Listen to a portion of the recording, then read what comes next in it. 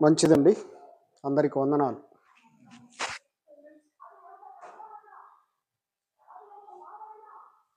ప్రేమైన దేవుని వారులారా, కొన్ని నిమిషాలు దేవుని యొక్క వాక్యాన్ని ధ్యానిద్దాం. దాదాపుగా 15 వారాలుగా, దాదాపు 3 నెలలకు పైగా దేవుడు ఎలా ఉంటాడు అన్న సంగతిని దేవుని గ్రంథము, పరిశుద్ధ గ్రంథం నుండి తెలుసుకుంటూ ఉన్నాం. నిన్నటి వారం వచ్చిన వాళ్ళకి గుర్తుంటుంది. దేని గురించి ధ్యానించాం? దేవుడు ఎలా ఉంటాడు?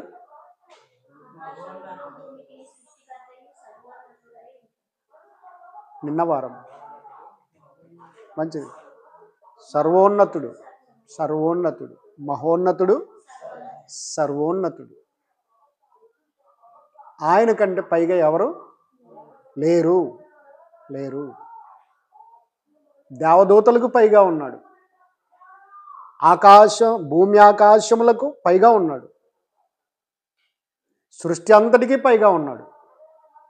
అలాగే సాతానుకు పైగా ఉన్నాడు. ప్రభు అయిన యేసుక్రీస్తు వారికి పైగా ఉన్నాడు. కాబట్టి ఆయన మహోన్నతుడు, ఆయన సర్వోన్నతుడు. దేవుడు ఎలా ఉంటాడు అంటే ఆయన సర్వోన్నతుడు. ఈ ఊరికి మాత్రమే దేవుడు, మా ఇంటికి మాత్రమే దేవుడు, మా ఇంటి దేవుడు, మా పొలానికి దేవుడు అని అంటుంటారు మనుషులు. కానీ అలా కాదు. అంతటికి పైగా మహోన్నతుడు, సర్వోన్నతుడైన ఆయన ఒక్కడే దేవుడు.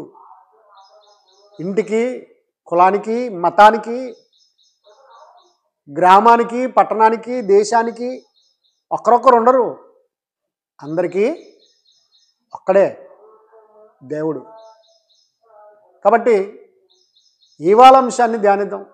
దేవుడు ఎలా ఉంటాడు? దేవుడు సర్వ సైన్యాధిపతి.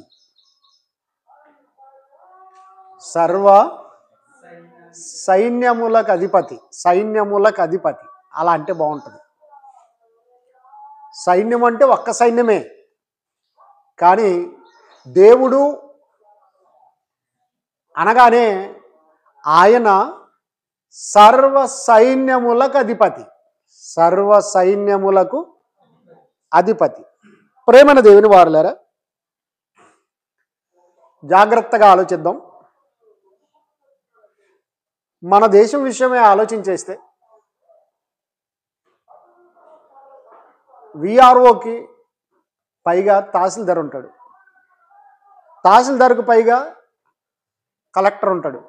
కలెక్టర్కు పైగా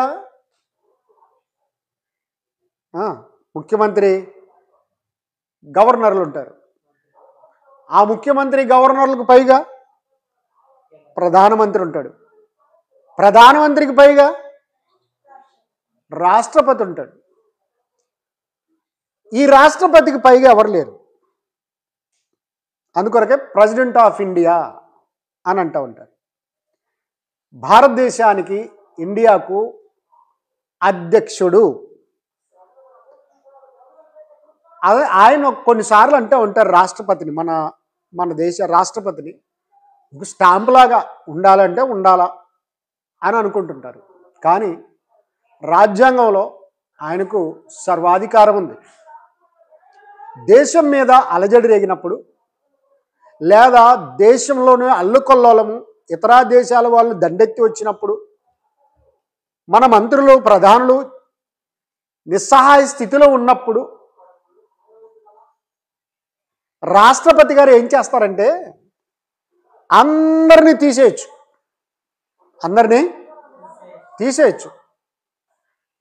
ఆయన్ని దేశ సర్వోన్నత సైన్యాధ్యక్షుడు అంటారు. కాబట్టి వెంటనే అన్ని డిపార్ట్మెంట్లని తన స్వాధీనంలోకి తీసుకుంటాడు. దేశ క్షేమం కొరకు అక్కడ ఏదైనా చేయొచ్చు. అలాంటి అధికారం ఉందండి రాష్ట్రపతికి. కాబట్టి ప్రియమైన దేవుని వారులారా, దేవుడు కూడా సర్వ సైన్యములకు అధిపతి. పరిశుద్ధ గ్రంథాన్ని చాలా జాగ్రత్తగా పరిశీలన చేస్తే ఆదికాండం 1వ అధ్యాయం 1వ వచనాన్ని చూడండి, ఏమనుంది? ఆదికాండం 1వ అధ్యాయం 1వ వచనం, ఆదియందు దేవుడు భూమి ఆకాశములను సృజించెను. అలా 1వ అధ్యాయం అంతా చూస్తే దేవుడు దేవుడు దేవుడు అని కనబడుతుంది. దేవుడు ఆదియందు దేవుడు, చూసారా? ఆదియందు దేవుడు భూమి ఆకాశంలో సృజించాను.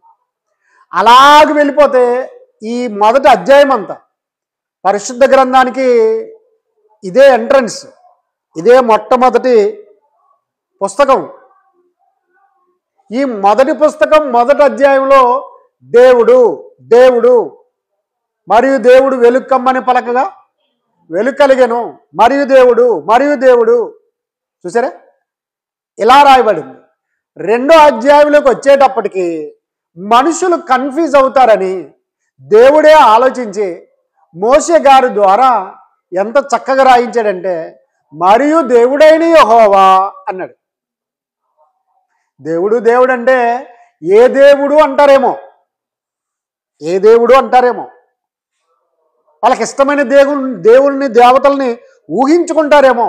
కాబట్టి అది కాదు అని చూడండి. ఆదికాండం 2వ అధ్యాయం 7వ వచనం, 2వ అధ్యాయం 7వ వచనం, దేవుడైన యెహోవా నేలమండితో నరుని నిర్మించి వాని నాసికారంధ్రములో జీవవాయువును ఓదగా నరుడు జీవాత్మాయను. చూసారా? ఈ అధ్యాయంలో అంతా చూస్తుంటే మరియు దేవుడైన యెహోవా అంటే 1వ అధ్యాయంలో దేవుడు అని చెప్పుకుంటూ వచ్చి 2వ అధ్యాయంలో దేవుడి పేరేంటో చెప్పుకుంటూ వచ్చాడు. బాగా గమనించారా? అయితే ఆ 2వ అధ్యాయంలో మరియు దేవుడైన యెహోవా నేలమంటితో మనిషిని చేశాడు. అలాగే మనిషికి సాటి అయిన సహాయం చేసేటప్పుడు, స్త్రీని నిర్మించేటప్పుడు కూడా మరియు దేవుడైన యెహోవా ఆదామునకు గాఢ నిద్ర కలిగించి, ఏ నిద్ర? గాఢ నిద్ర కలిగించి అని రాయబడింది. ఇలా చూస్తే ప్రియమైన దేవుని వారులారా, పరిశుద్ధ గ్రంథాన్ని పర్ఫెక్ట్గా పరిశీలన చేయాలి. బాగా గమనించారా? చక్కగా ఆదికాండము నుండి ఆలోచన చేసుకుంటూ వస్తే చాలా అద్భుతమైన విషయాలు దేవుడు వెల్లడిపరిచాడు. దేవుడు అనే విషయం చెప్పాడు, దేవుడు ఎవరో ఆయన పేరేంటో చెప్పుకుంటూ వచ్చాడు. ఆ తర్వాత పరిశుద్ధ గ్రంథంలోకి వెళ్ళండి. మొదటి దినవృత్తాంతాల గ్రంథము, మొదటి దినవృత్తాంతాల గ్రంథం 17వ అధ్యాయము 24వ వచనం చూడండి. మొదటి దినవృత్తాంతాల గ్రంథము 17వ అధ్యాయము 24వ వచనం చూడండి. చూసారా? మరి ఎవరికి దేవుడు అని చెప్తున్నాడు తెలుసా? ఇశ్రాయేలీల దేవుడైన సైన్యములకు అధిపతియగు యెహోవా. చూసారా? మరి చదువునా? ఇశ్రాయేలీల దేవుడైన సైన్యములకు అధిపతియగు యెహోవా ఇశ్రాయేలీలకు దేవుడై ఉన్నాడని నీ పేరు ఎన్నటికి ఘనపరచబడినట్లు నీవు సెలవిచ్చిన మాట నిశ్చయముగా స్థిరపరచబడునుగాక. చాలా క్లియర్గా చెప్పేశాడండి, స్పష్టంగా ఇక్కడ చెప్పేశాడు. ఇశ్రాయేలీల దేవుడైన అన్నాడు. బాగుంది. ఇశ్రాయేలీల దేవుడైన ఎవరైనా అంటే సైన్యములకు అధిపతియగు యెహోవా. అను పేరు ఎన్నటికి అంటే సర్వకాలము కూడా ఘనపరచబడినట్లు స్థిరపరచబడునుగాక. ఆయన దేవుడు అని, యెహోవా అను నామము ఘనపరచబడాలని ఆయన దాన్ని స్థిరపరిచాడు. ఆయన ఎవరయ్యా అంటే సైన్యములకు అధిపతియగు యెహోవా. చూసారా, దేవుడు ఎలా ఉంటాడు అంటే సైన్యములకు అధిపతి. బాగా ఆలోచించండి. మొన్నటి వరకు ఒక యుద్ధం జరిగింది. పాకిస్తాన్తో భారతదేశం యుద్ధం చేసింది. 4-5 రోజులు చేసేసింది. గమనించారా? ఈ సైన్యానికి ఒక కమాండర్ ఉన్నాడు, అటువైపు ఉన్న సైన్యానికి కూడా కమాండర్ ఉన్నాడు. అయితే సర్వ సైన్యానికి దేవుడే అధిపతి. అందుకొరకే ఆయనకు సైన్యములకు అధిపతి, సైన్యములకు అధిపతి.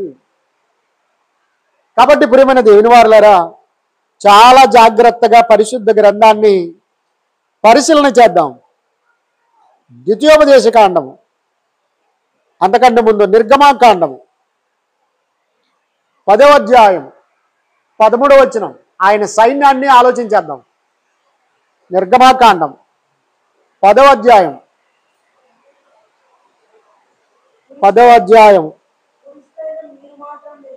13 అండి, 13. మోషే ఐగుప్తు దేశం మీద తన కర్రను చాపగా యెహోవా ఆ పగలంతయు ఆ రాత్రంతయు ఆ దేశము మీద తూర్పు గాలి విసరజేసెను. ఉదయమందు ఆ తూర్పు గాలికి మిడతలు వచ్చెను.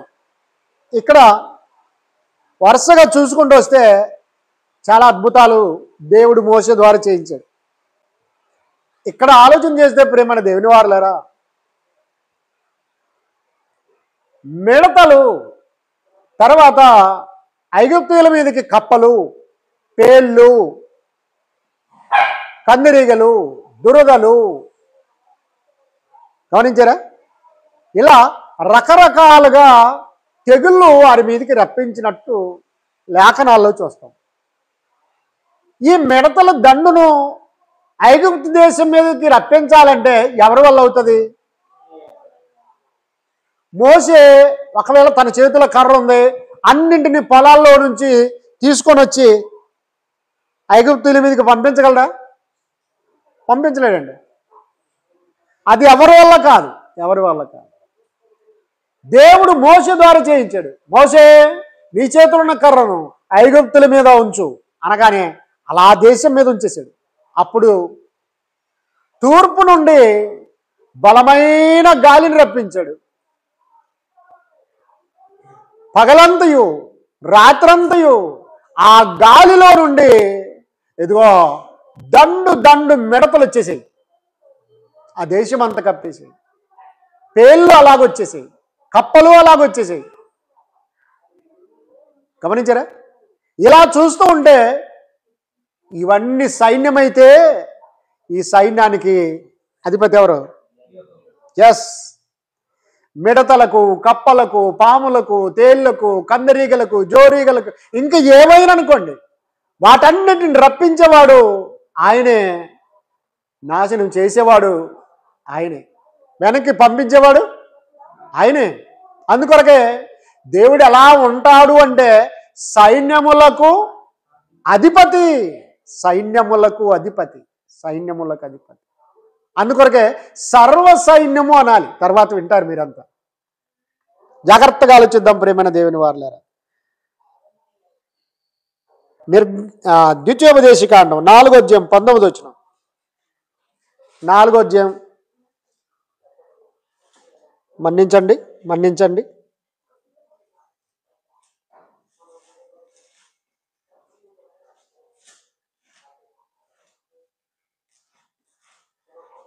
కీర్తనల గ్రంథం 105:31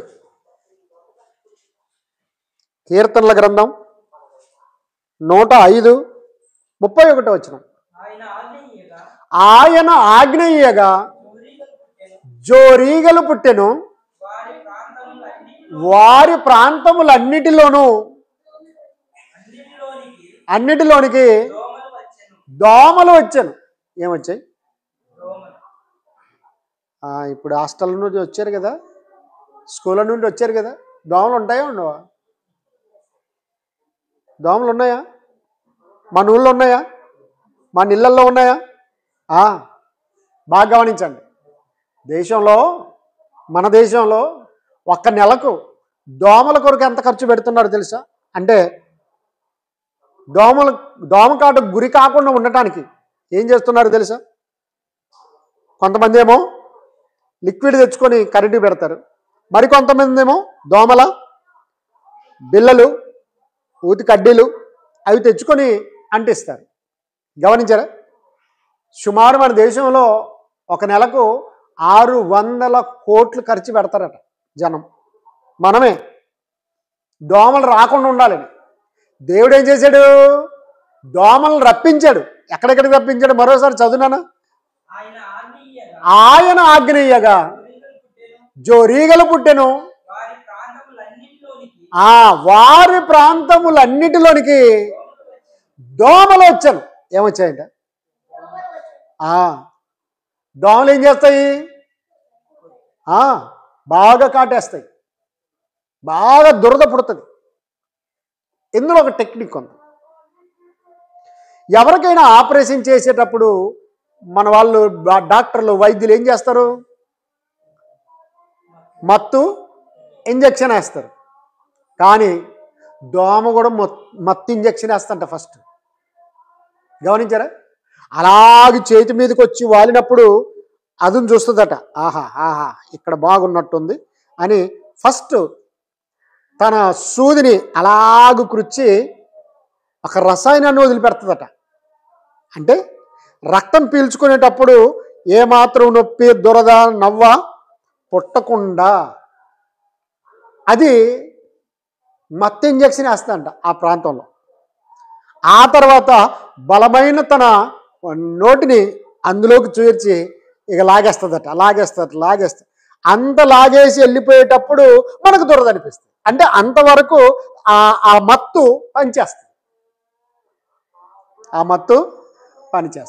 అందుకొరకే ఎక్కడైనా వెంట్రుక దగ్గర కూర్చునేటప్పుడు వెంట్రుక కదిలితే మనం వెంటనే దాన్ని తోలేస్తాం. గమనించాలి. కాబట్టి ప్రియమైన దేవుని వారులారా, దానికి ఒక టెక్నిక్ ఉంది. ఈ మధ్యనే కనుగొన్నారు. మొదట్లోనే దాన్ని ఎందుకు తరిమేయలేకపోతున్నాము అంటే, అది కూర్చొని దాని పొజిషన్ చూసుకొని ఆ తర్వాత ఫస్ట్ మత్తు పదార్థాన్ని వదులుతుందట, ఆ తర్వాత రక్తాన్ని పీల్చుకుంటుందట. వారి ప్రాంతములన్నిటిలోనికి దోమలు వచ్చేటట్లు ఎవరు ఆజ్ఞాపించారు? ఐగుప్తు దేశంలో మిడతలు రావటానికి, కప్పలు రావటానికి, పేర్లు రావటానికి ఎలాగైతే దేవుడు ఆజ్ఞాపించాడో, వాటికి ఎలా సైన్యాధిపతో అలాగే దోమలకు కూడా సైన్యాధిపతి. అందుకొరకే దేవుడు ఎలా ఉంటాడు అంటే సర్వ సైన్యములకు అధిపతి, సర్వ సైన్యములకు అధిపతి. దేవుడికి స్తోత్రం. ఇజ్రాయేలీలు దేవుడిచ్చిన పంటను, దేవుడిచ్చిన పదార్థాలను దేవునికి దశం భాగం ఇవ్వకుండా, శ్రేష్ఠ భాగం ఇవ్వకుండా అలాగ నిర్లక్ష్యం చేస్తే దేవుడు ఏం చేసేవాడు తెలుసా? ఒకసారి బైబిల్లోకి వెళ్ళండి. ప్రియమైన దేవుని వారులారా, యోవేలు గ్రంథము 2వ అధ్యాయం, యోవేలు గ్రంథము 2వ అధ్యాయం 2-3 వచనాలు చూడండి. ఆ దినము అంధకారమయముగా ఉండును,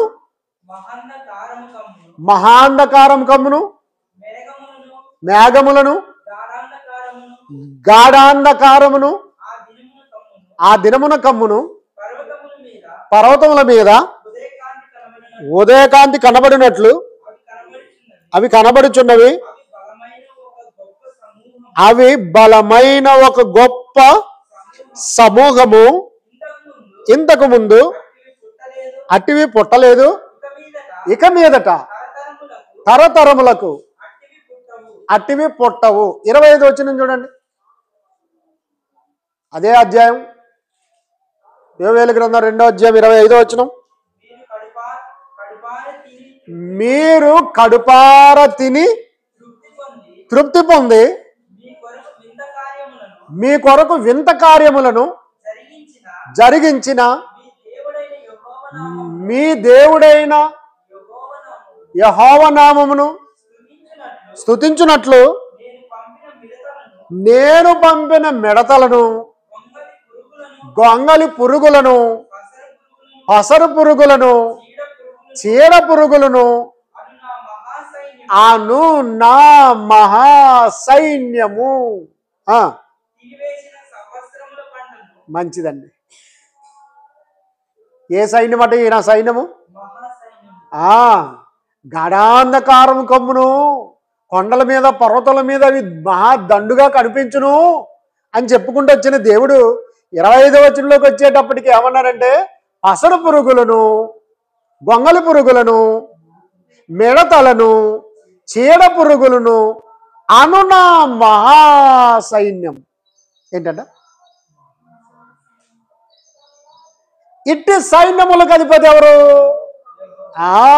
అందుకొరకే దేవుడు ఎలా ఉంటాడు అంటే సైన్యములకు అధిపతి, సైన్యములకు అధిపతి. ఆయన సైన్యమే ఎలా ఉంది తెలుసా? చాలా మంది అనుకుంటున్నారు. అలెగ్జాండర్ గురించి విన్నారా? గ్రీకు వీరుడు. ఆయన ప్రపంచాన్ని జయించుకుంటూ వచ్చాడు. అతన్ని చంపాలంటే సైన్యం ఎంత ఉండాలి? చాలా దేశాలు ఆయన దెబ్బకు భయపడిపోయాయి, ముందుగానే లొంగిపోయారు. అయ్య బాబోయ్ నేతో యుద్ధం చేయలేమని. అంటే గొప్ప చక్రవర్తి, వయసేమో 40-50 ఏళ్ళు లేవు. గమనించారా? మహా అంటే 25 అంతే. అంతలోనే దేశాలు జయించుకుంటూ వచ్చాడు. ప్రపంచాన్ని నేను ఒక్కడే ఏలాలి అని, నేను ఒక్కడే ఏలాలి. మన దేశానికి కూడా వచ్చాడట. చూసారే? అప్పుడు పురుషోత్తముడు పరిపాలిస్తున్నాడట. పురుషోత్తముడు కొద్ది సైన్యముని తీసుకొని ఎదుర్కొందామన్నాడట. అప్పుడు అలెగ్జాండర్ చక్రవర్తి ఈయన ధైర్యాన్ని చూసి, రైట్ నేను యుద్ధం చేస్తే నువ్వు ఓడిపోతావు, కానీ నీ ధైర్యం చూసావా? దేశాలు నాకు లొంగిపోతా ఉంటే నువ్వు మాత్రం ఢీకొందామన్నావు చూడు, రైట్ నీ ధైర్యానికి మెచ్చుకొని ఈ దేశాన్ని నీకు వదిలిపెడుతున్నా అని చెప్పి వెళ్ళిపోయాడు. కాబట్టి పరాక్రమశాలి. గమనించండి, ఒకసారి యుద్ధం ఘోరంగా జరుగుతూ ఉందంట, భయంకరంగా జరుగుతూ ఉందట. ఆ యుద్ధంలో ఒకడు గుర్రం వేసుకొని పారిపోతున్నాడు. ఈయన సైన్యంలో ఉన్నాడే. ఎవరి సైన్యంలో? అలెగ్జాండర్ సైన్యంలోనే ఒక సైనికుడు పారిపోస్తున్నాడట. కరెక్ట్గా ఆ సమయానికి గుర్రం వేసుకొని ఎదురుగా వచ్చాడట అలెగ్జాండర్ చక్రవర్తి. ఎవరు నువ్వు? రాజా నేను మీ సైనికున్నే అనగా నీ పేరేమన్నాడట? అలెగ్జాండర్ అన్నాడట. అలెగ్జాండర్ పారిపోతున్నాడంటే అది నాకు అవమానం. అది నా పేరైనా మార్చుకో, యుద్ధంలోకని వెళ్ళు. ఏంటట? పేరైనా మార్చుకో. ఎవడైనా ఎదురైతే ఎవరు నువ్వు అంటే అలెగ్జాండర్ అంటే, అలెగ్జాండర్ పారిపోయాడు అంటారు కదా. ఎంత అవమానం ఇది! ఇంతవరకు నేను ఓడిపోయింది లేదు, ఇప్పుడు నువ్వేమో పారిపోతున్నావు. మరి ఎవరు నీవు? నీ పేరు ఏంటంటే నా పేరు అలెగ్జాండర్ అని అంటున్నావు. పేరైనా మార్చుకో, లేదా యుద్ధంలోకి వెళ్ళి యుద్ధం చెయ్యి అన్నాడట. మరి ఇంత పరాక్రమశాలిని చంపాలి. ఎలా చంపాలి? ఎలా చంపాలి? ఎంత సైన్యం కావాలి? ఎంత పకడ్బందీ వ్యూహం కావాలి? గమనించారా? కాబట్టి దేవుడు ఇప్పుడు 105 కీర్తనలు చదివారు కదా, ఏముంది 105 కీర్తనలో? ఆయన దేవుడు ఆగ్నేయగా జోరీగలు పుట్టెను, వారి ప్రాంతములన్నిటిలోనికి దోమలు వచ్చాను అన్నాడు. ఈ యొక్క ప్రపంచ చక్రవర్తిగా చలామణి కావాలనుకున్న Alexander the great Greek empire, ఆయన ఐగుప్తు దేశానికి, ఈజిప్ట్ దేశానికి వెళ్ళాడట. ఇలాగ దేశాలను జయించుకుంటూ వెళ్తే అక్కడికి వచ్చేసరికి జ్వరం వచ్చిందట. ఏమొచ్చింది? జ్వరం వచ్చింది. తన ప్రాణం పోయేటట్లు అనిపించింది ఆయన. అప్పుడు వెంటనే సైనికులను పిలిచాడట. నేను చనిపోయేటట్టున్నాను. బాగా గమనించారా? మోషే నమ్మిన దేవుడే ఈ లోకానికి దేవుడు. మోషే ఇజ్రాయేలు దేవుడైన యెహోవాయే దేవుడు. కాబట్టి వేరొకరు దేవుడు లేడు అని వారికి చెప్పి, నన్ను సమాధి చేసేటప్పుడు ఎట్లా చేయాలో తెలుసా? ఈ 2 చేతులు బయట పెట్టేసి సమాధి చేయండి అని చెప్పాడట. గమనించండి. అంటే లోకమంతటిని సంపాదించుకున్నాను కానీ ఉట్టి చేతులతో వెళ్ళిపోతున్నాను అని అందరూ తెలుసుకోవాలి. ఏమి చేతులు బయట పెట్టినారు, ఏమి చేతులు బయట పెట్టారంటే ఉట్టి చేతులతో వచ్చాం, ఉట్టి చేతులతోనే పోతున్నాను అని తెలుసుకోవాలని. ఇప్పుడు మీరు బాగా గమనించండి. ఆయన కొన్ని రోజులకే చచ్చిపోయాడు. ఈజిప్ట్లో చచ్చిపోయాడు. ఏమొచ్చి చచ్చిపోయాడు? దోమ. ప్రపంచ గ్రీకు వీరుడిని దేవుడు దేంతో చంపాడు? చిన్న దోమను పంపించాడు. పెద్దదేం కాదు అది, అదేం గాడ్జిల్లా కాదు, డైనోసారు కాదు, పెద్ద పాము ఉంటుంది చూడు, అనుకొండ, కొండశిలవ అంటారు కదా, అంత పెద్ద పామునేం పంపించలేదు. గమనించారా? చిన్న దోమ. తేలు కానీ, కుక్క కానీ, పాము కానీ, దోమ కానీ కరిచేటప్పుడు ఈయన ముఖ్యమంత్రి కదా, కరుద్దునా వద్దా? ప్రధానమంత్రి కదా, కాటెద్దునా వద్దా? ఈయన ప్రపంచంలో యుద్ధాలు చేసి ప్రపంచాన్ని జయించాడు కదా, అయ్య బాబు ఎట్లా పోవాలా అని అంటాయా? పిచ్చోని దగ్గరికి ఎట్లా పోతాయో ప్రపంచ చక్రవర్తి దగ్గర కూడా అట్లనే పోతాయి, అట్లనే వాళ్తాయి. వాటికి ఏం భయం లేదు. వాటికేమి అడవి మృగమైన సింహం దగ్గర కూడా వెళ్తాయి. వెళ్ళవా? వెళ్తాయి. సింహం, నీకు సింహం, నాకు కాదు సింహం. నాకు దేవుడు పెట్టింది ఏంటంటే సింహాన్ని కాటేయమన్నాడు, పోతున్నాను అంతే. చూసారా? ఆయన తన సైన్యమునకు ఆజ్ఞాపింపగా ఏవెల గ్రంథంలో చూశారు కదా, పసర పురుగులు, ఆ చీడ పురుగులు, మిడతలు, గొంగలి పురుగులు అను నా మహాసైన్యం, ఏం చేస్తాయి? ఆ సైన్యము పంటలన్నిటినీ నాశనం చేసేస్తాయి. ఒకసారి నేను మా పొలానికి వెళ్తున్నాను, అక్కడ నడిచిపోతా ఉన్నాను. కొత్తిమీర వేశారు, ధనియాలు అంటారు కదా, ఆ ధనియాలు వేశారు. ఆ ధనియాల కోసమే వేశారు. అది చిన్నగా ఒక 2 ఇంచులు 3 ఇంచులు అంతా పెరిగింది. నేను పొలానికి పోయి ఆ పని ఈ పని చూసుకొని 1 గంట 2 గంటలు అయింది. తిరిగి వచ్చేటప్పుడు ఏమి లేవు, పొలంలో ఏం లేవు, ఒక్క మొక్క లేదు. నేను చూసింది ఇక్కడేనా, ఇంకా ముందుకుందా? ఈ ఏరియాలో నేను వచ్చే రస్తలో ఒకే కొత్తిమీర పొలం ఉంది. గమనించారా? అది 3 ఎకరాలు వేసాడు, చాలా లాంగ్ ఉంది. గమనించారా? 3 ఎకరాల మారు కొత్తిమీరే. పోనీ ఇక్కడ కూలి వాళ్ళు లేరు ఇదంతా పెరికేసుకొని పోవడానికి. అయినా ఇంత చిన్నగా ఉన్నప్పుడు ఎవడు పెరికేస్తాడు, తీసుకెళ్తాడు, పేకేస్తాడు. అని ఆలోచన చేసి మరి అవతలకి వెళ్ళాను. ఆలోచన చేస్తే ఎందుకు ఇట్లా అయిపోయింది, అసలు కొత్తిమీర ఉండిందా, నేను చూసిందే తప్ప, నేను పోయేటప్పుడు ఉండింది, ఏం చేయాలా అని పక్కనున్న పొలాల వాళ్ళని అడిగాను. వాళ్ళు కూడా కొత్తిమీరే సార్ అన్నారు. మరి ఉందా లేదు చూద్దురండి అంటే, బాగుంది సార్, నిన్న చూసినాం లైన్ అని. వాళ్ళు వచ్చి చూసినా, ఏం సార్ లేదు కొత్తిమీర, ఉండని చెప్పి ఆయనకు ఫోన్ చేసినారు. సరే ఆయన బండి వేసుకొని బైక్ వేసుకొని త్వరగా వచ్చేసాడు. నిన్న చూసినాను, ఈరోజు నేను గమాక్షిని కొట్టాలనుకున్నాను, ఒక్క మొక్క లేదు. ఎస్, ఆయన పసర పురుగులను, చీడ పురుగులను, మిడతలను, గొంగలి పురుగులను పంపించేసాడు. 3 ఎకరాల అదేంటి కొత్తిమీర పంట ఒక్క పుల్ల లేదు, మొత్తం తినేసినాయి నిమిషాల్లో, చూసారా. కాబట్టి ఆయన వాటిని ఏమన్నాడంటే, అను నా మహాసైన్యం ఇది, నా సైన్యం ఇది. ఎవరి సైన్యం? దేవుని సైన్యం. కాబట్టి నా మహాసైన్యాన్ని పంపిస్తా. అప్పుడేమవుతుంది తెలుసా, మీ పంటలన్నిటినీ తినేస్తాయి.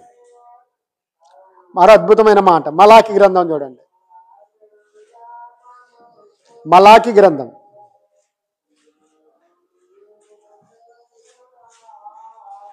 1వ అధ్యాయం, క్షమించండి,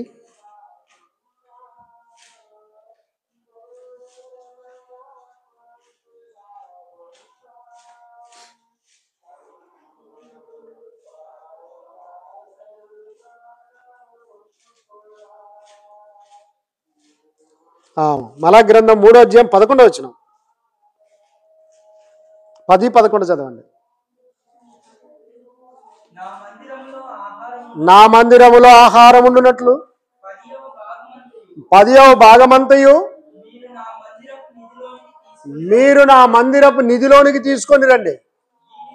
దీన్ని చేసి మీరు నన్ను పరిశోధించిన ఎడల నేను ఆకాశపు వాకిన్లను విప్పి పట్టజాలనంత విస్తారమగు దీవెనలు కుమ్మరించదను. సైన్యములకు అధిపతి యెహోవా సెలవిచ్చుచున్నాడు. ఇంకా మీ పంటను తినివేయు పురుగులను నేను గద్దించదను. అబ్బా, సైన్యములకు అధిపతి యెహోవా ఏమని సెలవిస్తున్నాడట? మీరు బాగా ఆలోచించండి. ఇదిగో మీ పంటలోని ధాన్యం అంతటిని కూడా, 10వ వంతు అంతటిని కూడా నా సన్నిధిలో, నా మందిరములో ఆహారం ఉండునట్లు ఈ నిధిలోకి తెచ్చిపెట్టండి. నాకు ఇలాగ ఇచ్చి మీరు నన్ను పరిశోధించిన ఎడల నేను ఆకాశపు వాకిన్లను విప్పి విస్తారమగు దీవెనలు కుమ్మరించదను. మీ పంటలను తినివేయి పురుగులను నేనేం చేస్తాను? గద్దిస్తాను. బాగా ఆలోచించండి. గొర్రెలు కాసేటువంటి పశువులు కాసే వాళ్ళని చూడండి, పొలంలోకి వెళ్ళి పడుతున్నాయి, మేస్తున్నాయి అంటే ఆ కాపరు ఏం చేస్తాడు తెలుసా? గొర్రెలు కాసే వ్యక్తి, పశువులు కాసే వ్యక్తి, రాము, రే సోము అనగానే అంతే. ఆ స్వరం విని ఆ గొర్రెలు, ఆ జీవాలు ఏం చేస్తాయి తెలుసా? ఏం చేస్తాయి? ఎద్దు తన కామాంది నెరుగును, గాడిద సొంత వారి దొడ్డి తెలుసుకొని అని చెప్పాడు కదా. యేసుక్రీస్తు వారు కూడా చెప్పారు, నా గొర్రెలు నా స్వరం వింటాయి. గమనించారా? అప్పుడు కాపరి గద్దించేసరికి వాటికి అర్థమవుద్ది ఏమని, ఓహో ఈ పొలంలోకి వెళ్ళకూడదన్నమాట. చెప్పాడా? ఆ గొర్రెలకు కానీ పశువులకు కానీ ఆ యజమాని చెప్పాడు ఆ పొలంలోకి వెళ్ళొద్దు అని చెప్పాడా? మరి ఏమన్నాడు? గద్దించాడంతే. అనగానే దానికి అర్థమవుద్ది. నీ భాష, నీ భావం, నువ్వేం చెప్పదలుచుకున్నావో అది అర్థం చేసుకొని వెంటనే వెనక్కి మళ్ళీపోతాం. దేవునికి స్తోత్రం. గమనించారా ప్రియమైన దేవుని వారలారా? అలా గద్దించాలి అంటే దానికి యజమానై ఉండాలి. అలాగూ మీ పంటలను తినివేసే పురుగులను నేను గద్దించదను. గద్దిస్తే ఏమైతాయట? అవి మీ భూమి పంటను నాశనం చేయవు. మీ ద్రాక్ష చెట్లు అకాల ఫలములను రాల్పకయుండునని సైన్యములకు అధిపతి. ఆ పండ్లు రాలాలన్నా, ఆ పండ్లు ఫలించాలన్నా చీడ పురుగులు, పసరు పురుగులు, గొంగలి పురుగులు రాకుండా ఉండాలన్నా ఆయన గద్దించాలి. ఆయన గద్దించాలంటే మనం ఏం చేయాలట? ఆనాడు ఇశ్రాయేలీయులు దేవుని భక్తులు ఏం చెప్పారు? భాగాలు ఇచ్చండి, దశమ భాగాలు ఇవ్వాలి. ధాన్యాన్ని దేవుని మందిరంలో ఆహారం ఉన్నట్లు తెచ్చిపెట్టాలి. అది ఇశ్రాయేలులకు దశమ భాగం. ఇప్పుడు దశమ భాగం కాదు, ఇశ్రాయేలులకు దశమ భాగం. మొన్న జిఎస్టీ తగ్గించారు, తెలుసా? తగ్గించారా? బాగా గమనించండి. ఒకప్పుడు 3% ఉంది, తర్వాత 10% చేసినారు, తర్వాత 18% చేసినారు, తర్వాత 28 చేసినారు. కాబట్టి ఇప్పుడు ఏం చేశారంటే, ఎక్కడో అమెరికా ప్రెసిడెంట్ ఏదేదో చేయడం వల్ల మన వాళ్ళు ఏం చేశారంటే, మన కంపెనీలకే లాభం చేకూరుద్దాం అని చెప్పి జిఎస్టీని తగ్గించుకుంటూ వచ్చారు. 28 ఉన్నది 18%. మీరు సెల్ కొనుక్కోవాలనుకున్నారా? రైట్, 10% తీసేద్దాం. 28%లో 10% తీసేస్తే 18% జిఎస్టీ కట్టించుకోండి అని ఇలాగ చేశారు. ఇశ్రాయేలుకు దేవుడు దశమ భాగాన్ని నేర్పించాడు. క్రైస్తవులకు వచ్చేటప్పటికి వర్ధిల్లిన కొలది ఏంటట? వర్ధిల్లిన కొలది. మనము ఇంకా చాలామంది ఏమంటున్నారంటే, దశభాగం మనం ఈరాదు అని చెప్పి దశమ భాగము ఇయ్యము, వర్ధిల్లిన కొలది ఇవ్వము. ఇశ్రాయేలీల కంటే అన్యాయంగా గమనించారా? 100 రూపాయలు వేసిన వాడు 5 రూపాయలు వేసిపోతున్నాడు. ఎంత అన్యాయం ఇది! శాస్త్రుల నీతి కంటెను, పరిసయ్యుల నీతి కంటెను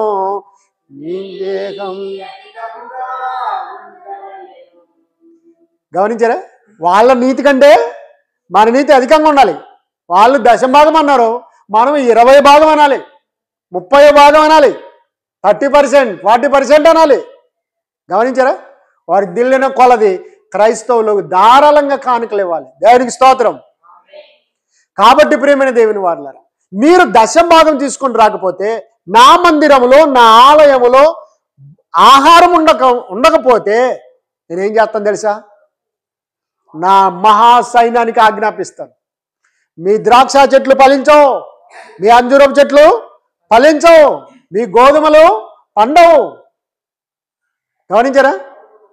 ఎలాగో ఏ పంట అయినా సరే, ఆవాలు కానీ, జీలకర్ర కానీ, ఏ పంట అయినా చీడ పురుగులు ఏం చేస్తాయి? పసర పురుగులు ఏం చేస్తాయి? గమనించారా? ఇంకొక అద్భుతమైన మాట చెప్పాడు దేవుడు. ఏంటంటే, పసర పురుగులు తినివేసి మిగిలిన దానిని గొంగల పురుగులు తినను, గొంగల పురుగులు విడిచిన దానిని మిడతలు తినను, మిడతలు విడవగా మిగిలిన దానిని చీడ పురుగులు తిను. అంటే మొత్తానికి సర్వనాశనం. ఏమవుద్ది? దేనికైతే బాగా కొండలు ఉన్నాయో వాటిని మొదట పంపుతాడట. దీనికి మాట్లాడవా? కొంచెం ఏది ఉన్నాయా? విడిచిపెట్టాయా? ఇంకో రకమైన బాగా కూర పనులు ఉన్నాయి, ఏదైతే బాగా దొరుకుతుందో. రైట్. గమనించారా? చాలా జాగ్రత్తగా ఆలోచించండి. వీటన్నిటికీ సైన్యం అని పేరు పెట్టాడు, నా మహాసైన్యం అని పెట్టాడు. వాటికి అధిపతి ఎవరు? సైన్యములకు అధిపతి యగు యెహోవా. చూసారా? కాబట్టి ప్రియమైన దేవుని వారలారా, చాలా జాగ్రత్తగా ఆలోచించేద్దాం. అలాగే ఆయన ఇంకా ఏ సైన్యానికి అధిపతో ద్వితీయోపదేశకాండము 4వ అధ్యాయము 19వ వచనం. ద్వితీయోపదేశకాండము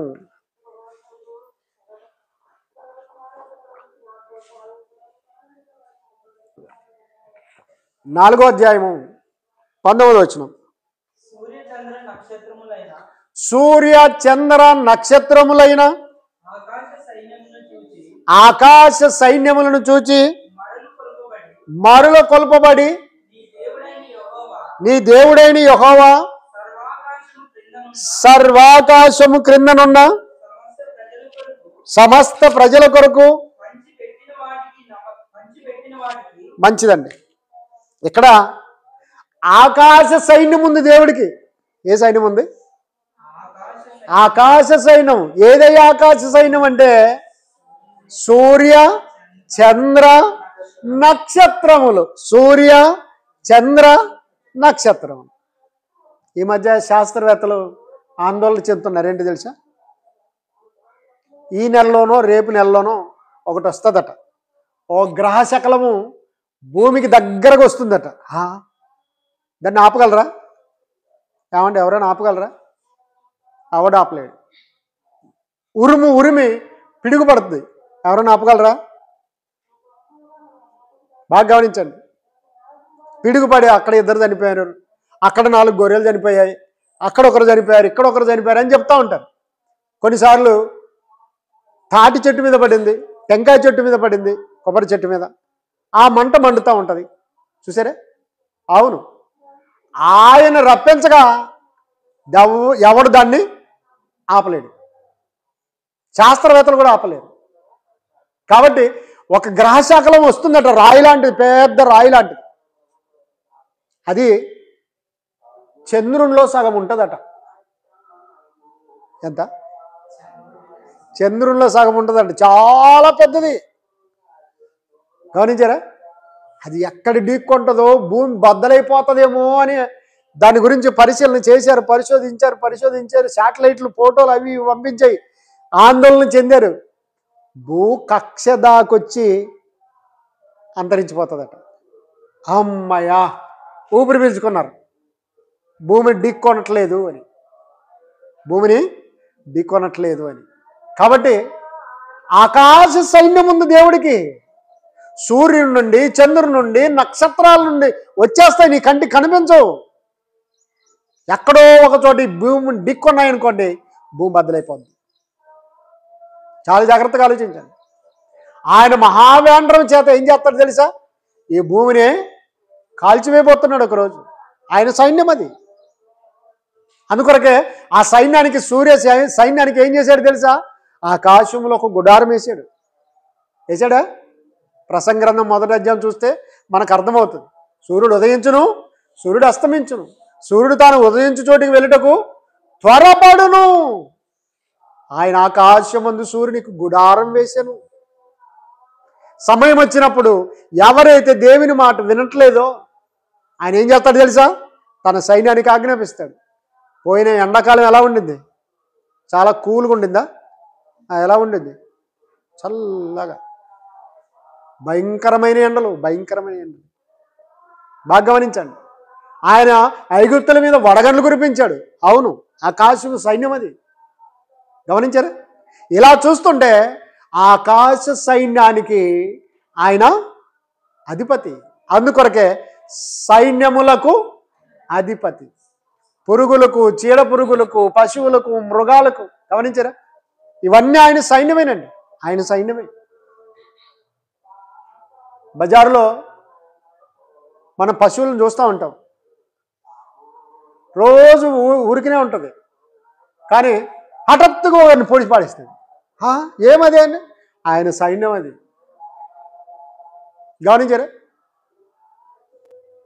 రోజు చూస్తున్న కుక్కనే దానికి పిచ్చి వేసి 20 మందిని కరుస్తుంది. ఆయన సైన్యం అది. తేలుకాటైనా, పాము కాటైనా ఆయన సెలవు లేందే ఏది జరగదు. కాబట్టి ఇవన్నీ కూడా ఆయన సైన్యమే. మొన్న అక్కడ ఏం చేశాడు తెలుసా? పాములు పట్టేవాడు. ఒక దేవాలయంలో పాము ఉంది అంటే వెళ్ళాడు. అప్పటికి ఒక కోటర్ వేసుకున్నాడు. ఏం వేసుకున్నాడు? మందు తాగాడు. అక్కడికి వెళ్ళి మంచి తాసుపామును పట్టుకున్నాడు. అందరూ ఆశ్చర్యపోయారు. అబ్బా, అంత తాసుపాము, అంత ఏం చేస్తుంది? బుస కొడుతుంది.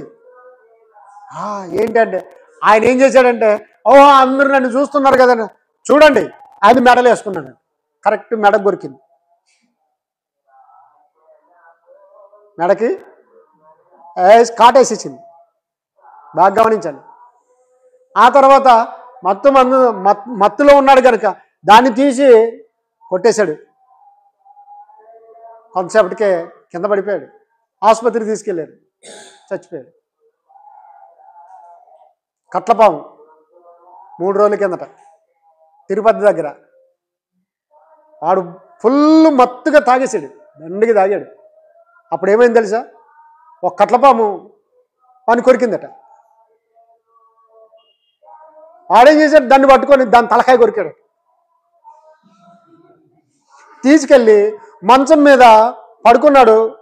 ఆ మత్తులో దాన్ని కూడా వాని దగ్గరే పడుకోబెట్టుకున్నాడు.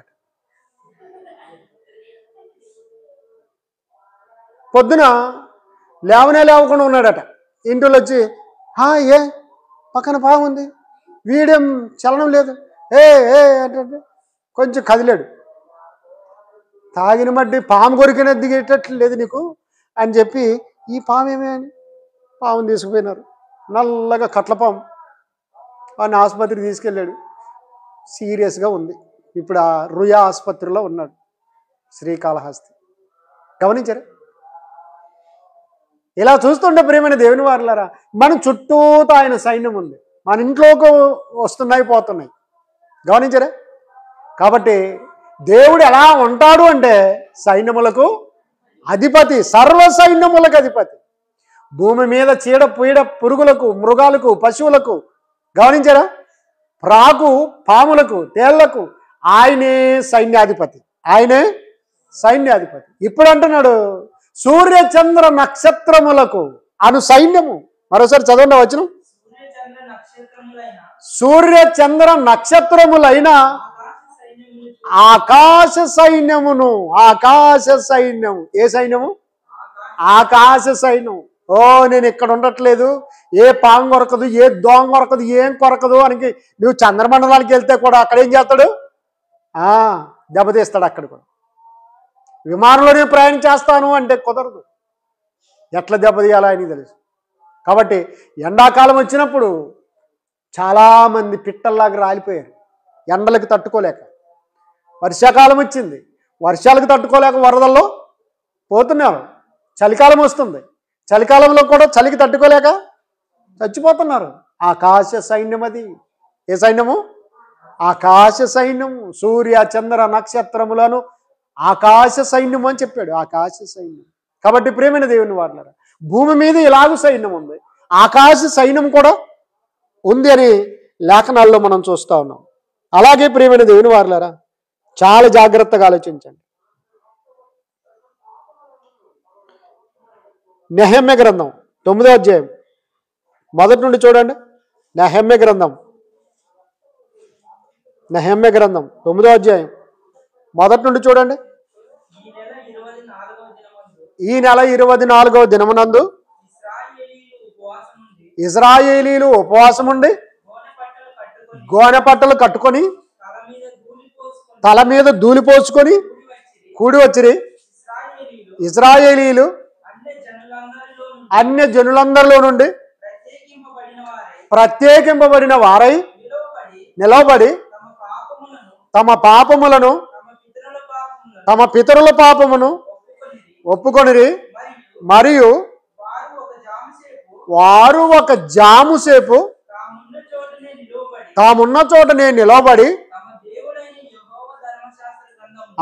తమ దేవుడైన యెహోవా ధర్మశాస్త్ర గ్రంథమును చదువుచూ వచ్చి ఒక జాము సేపు తమ పాపములను ఒప్పుకొనుచు దేవుడైన యెహోవాకు నమస్కారం చేయుచు వచ్చిరి. లేవీలలో యోషువ, బానీ, కద్మియేలు, షెబన్యా, బున్ని, షెరెబ్యా, బానీ, కెనాని అనువారు మెట్ల మీద నిలవబడి ఎలుగెత్తి తమ దేవుడైన యెహోవాకు మొరపెట్టిరి. అప్పుడు లేవీయులైన యేషువ, కద్మియేలు, బాని, హషబ్నెయ, షెహబ్యా, హోదియా, షెబన్య, పెతహ్య అని వారు నిలవబడి నిరంతరము మీకు దేవుడై ఉన్న యెహోవాను స్తుతించుడని చెప్పి ఇలాగూ స్తోత్రము చేసిరి. 6వ వచనం చదువునన్న. నీవే అద్వితీయుడవైన యెహోవా, నీవే ఆకాశమును మహాకాశమును వాటి సైన్యమును భూమిని. చూసారా ఇక్కడ ఎంత అద్భుతంగా చెబుతున్నాడు తెలుసా అండి? 6వ వచనం, నీవే యెహోవా అద్వితీయ దేవుడవు, అద్వితీయుడకు యెహోవా, నీవే ఆకాశమును మహాకాశమును వాటి సైన్యము. అంటే ఆకాశ సైన్యం ఉంది ఆయనకు, ఆకాశ సైన్యం ఉంది. ఒక ఉపగ్రహంలో మన వాళ్ళు వెళ్ళారు. అందులో మన భారత సంతతి చెందిన కల్పన చావ్లా అంతరిక్షంలో ఉండి తిరిగి వచ్చేటప్పుడు భూకక్షలోకి వచ్చేసారు. అంతలో నేను ఫెయిల్ అయిపోయింది. కల్పన చావలేదా? చచ్చిపోయింది, ముక్క చెక్కలైపోయింది. వారి గ్రహం, వారి ఉపగ్రహం, శాటిలైట్ అలాగూ భూకక్షలోకి వచ్చేటప్పటికి ఈ భూకక్ష ఎంత వేగంతో ఉందట? గంటకు 1,11,600 కిలోమీటర్ల వేగం ఉంది. ఆ శాటిలైట్ పేలిపోయేటప్పటికి తల ఒక దేశంలో పడింది, కాలు ఒక దేశంలో పడింది, సముద్రంలో ఒక రెక్క పడింది. అయ్యో బాబోయ్, వారి శవం ఆచూకు దొరకలేదు. గమనించారా? కాబట్టి కల్పన చావ్లా చచ్చింది. కాబట్టి ఆకాశ సైన్యం ఉంది దేవుడికి. నాదే అంత అనుకోవద్దు, నేనే చేశాను అనుకోవద్దు. మీ వెనకాల దేవుడు ఉన్నాడు, ఆయనకు భయపడాలి. కాబట్టి ఇలాగూ భూమి మీద జాతులన్నీ కూడా ఆయనకి సైన్యం అయితే, ఆకాశమందు సూర్య చంద్ర నక్షత్రములన్నిటి కూడా ఆయనకు సైన్యం ఉంది. అలాగే పరలోకమందు కూడా సైన్యం ఉంది. ఆయన దూతలందరూ కూడా ఆయన సైన్యమే. ఒకసారి ప్రధాన దూత అయిన తేజో నక్షత్రంతో యుద్ధం చేయలేదా? దేవదూతలు యుద్ధం చేశాయి. కాబట్టి కోటాను కోట్ల దేవదూతలు ఆయన సైన్యమై ఉన్నారు. ఏలియా భయపడి పారిపోతున్నప్పుడు, యెజబెల్ చేతిలో నుండి పారిపోవాలి, ఒక స్త్రీ చేతిలో చావకూడదు, యెహోవా ప్రవక్త ఇలా చచ్చిపోయినట్టు అవమానం అని చెప్పి పారిపోతున్నప్పుడు దేవుడు ఆయన తట్టి లేపి, నీ పక్షాన ఎవరు లేరనుకుంటున్నావా? ఒకసారి కళ్ళు తెరిచి చూస్తే ఓ గొప్ప దూతల సమూహమే ఉంది. బిలాము గాడిదని చితకబాదాడు. ఇదిగో నువ్వు ఎందుకు వెళ్ళకుండా ఉన్నావు అంటే దేవుడు దానికి నోరిచ్చాడు, మాట్లాడు. గమనించారా? నన్నెందుకు కొట్టుచున్నావు? ఎప్పుడైనా నీ మాట నేను కాదన్నానా? ఇదిగో నాకు ముందు దూత నిలబడి ఉన్నప్పుడు నేను ఎలా వెళ్ళగలను అనగానే అప్పుడు దేవుడు బిలాముకు కళ్ళు తెరిపించాడు. చూస్తే అజానుబాహుడైన దూత ఖడ్గం ధరించిన కూడా, అయ్యో బాబోయ్, దేవుడు తన దూతను పంపించాడు. కాబట్టి కనిపించని సైన్యం ఉంది, దేవదూతలే.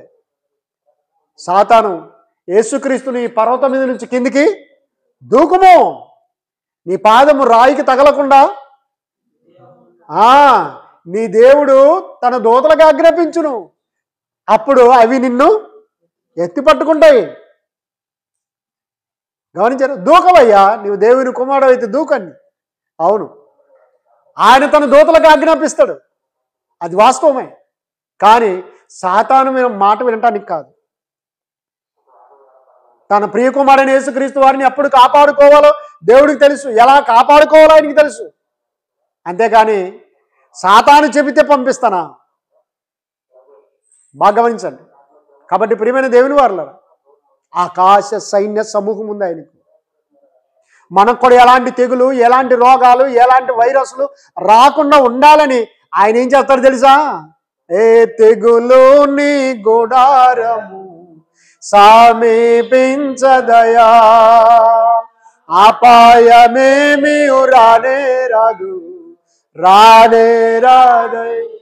గమనించారా? అపాయం రాకుండా ఆయన కాపాడుకుంటాడు. గాలి ఆయన సైన్యమే, వర్షము ఆయన సైన్యమే, ఎండ ఆయన సైన్యమే, చలి ఆయన సైన్యమే, గాలి ఆయన సైన్యమే.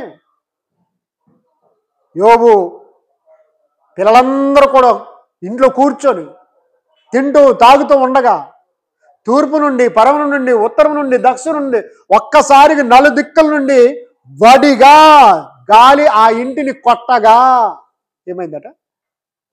వడిగా గాలి ఆ ఇంటిని కొట్టిందట. ఆ ఇంటిని కొట్టింది. ఒక్కసారిగా అది కూలిపోయింది. అందరూ మటాష్. ఎంతమంది యోబుకి? 7 మంది కొడుకులు, 3 కుమార్తెలు. ఆ 3 కుమార్తెలు కూడా దేశంలో అందమైన వారటండి. అందమైన ఆడపిల్లలు యోబు బిడ్డలు. ఒక్కసారిగా మిద్దె కూలిపోయింది. మిద్దె కూలిపోవడానికి ఎవరు కొట్టారు? ఎవరు పడగొట్టారు? దేవుడు పంపించాడు. మీ నాన్న ఏమో రోజు మీ కొరకు ప్రార్థన చేస్తూ ఉంటే, మీ కొరకు పాప ప్రాయచిత్త బలి అర్పిస్తూ ఉంటే, ప్రతిరోజు బలి అర్పిస్తూ ఉంటే మీరేం తింటూ తాగుతూ ఉన్నారా? నా భయం లేదా అని చెప్పి తన సైన్యానికి ఆజ్ఞాపించాడు. ఈ 10 మందినే చంపాల, పక్కన ఎవరు చంపొద్దు. కరెక్ట్గా ఆయన సైన్యం వచ్చింది. ఏ సైన్యం? ఆకాశ సైన్యం. గాలి వచ్చేసింది, అటు ఇటు అటు ఇటు వచ్చేసి నలుదిక్కల నుండి వచ్చి ఆ ఇంటిని కొట్టగా ఆ ఇల్లు కూలిపోయాను. 10 మంది చనిపోయారు. కాపలవాడు, పనివాడు పరిగెత్తుకొని వెళ్ళి యోబుకి చెప్పాడు, యా నా యజమాని, ఇదిగో నీ కుమారులు నీ కుమార్తెలు భోజనం చేయుచుండగా మిద్దె కూలి చచ్చిపోయారు. ఓ నా కొడుకు అని అనలేదు, ఓ నా బిడ్డ అని అనలేదు. యెహోవా ఇచ్చను, యెహోవా తీసుకొనెను, యెహోవా నామము స్తుతి నొందును గాక. దేవునికి స్తోత్రం. కాబట్టి ఆయన ఇచ్చాడు, ఆయన తీసుకున్నాడు. కరెక్ట్ పాయింట్ అర్థం చేసుకున్నాడు యోబు గారు. కాబట్టి ప్రియమైన దేవుని వారలారా, చాలా జాగ్రత్తగా ఆలోచించండి. ఆకాశ సైన్యం ఉంది, ఆకాశ సైన్యం ఉంది. ఆ సైన్యం అంతటికి అధిపతి ఎవరు? సైన్యములకు అధిపతి యగు యెహోవా, అధిపతి యగు యెహోవా. మరొక మాట గమనిద్దాం ప్రియమైన దేవుని వారలారా. ఆమోసు గ్రంథం 4వ అధ్యాయం 13వ వచనం. ఆమోసు గ్రంథం 4వ అధ్యాయం 13వ వచనం.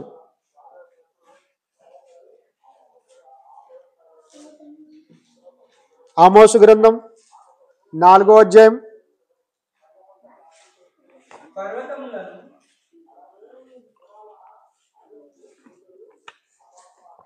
పర్వతములను నిరూపించువాడును, గాలిని పుట్టించువాడును ఆయనే, ఉదయమున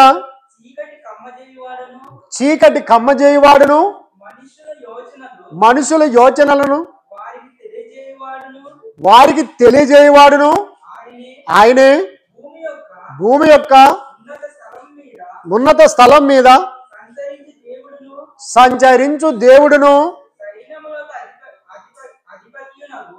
సైన్యములకు అధిపతియునగు యెహోవా అని ఆయనకు పేరు. చూసారా? ఆమోసు ప్రవక్త ద్వారా దేవుడు చక్కగా వ్రాయించాడు. పర్వతములన్నిటినీ ఆయన నిరూపించువాడును, గాలిని కలుగు చేసిన వాడును, అలాగే భూమి అంచుల మీద సంచరించువాడునైన దేవుడు సైన్యములకు అధిపతి అని ఆయనకి పేరు. ఏమని పేరట? ఉదయం కూడా నీకు చీకటి కలిగి చేయగలడు ఆయన, గాలిని కలిగి చేసిన వాడు ఆయన. వీటన్నిటికీ సైన్యములకు అధిపతి యగు యెహోవా అని అతనికి పేరు. ఎవరికి? దేవుడికి ఏమని పేరట? సైన్యములకు అధిపతి యగు యెహోవా అని అతనికి పేరట. దేవునికి స్తోత్రం. కాబట్టి ప్రియమైన దేవుని వారలారా, దేవుడు ఎలా ఉంటాడు అంటే సైన్యములకు అధిపతి. భూమి మీద ఉన్న వాటన్నిటికీ అధిపతి, సైన్యములకు అధిపతి. అలాగే ఆకాశ సైన్యములకు అధిపతి. అందుకొరకే యోబు పిల్లల్ని మట్టు పెట్టడానికి దేవుడు ఆకాశ సైన్యానికి ఆజ్ఞాపించాడు. ఇలా చూస్తూ ఉంటే ప్రియమైన దేవుని వారలారా, హగ్గయి గ్రంథం 2వ అధ్యాయం 4వ వచనం. హగ్గయి గ్రంథం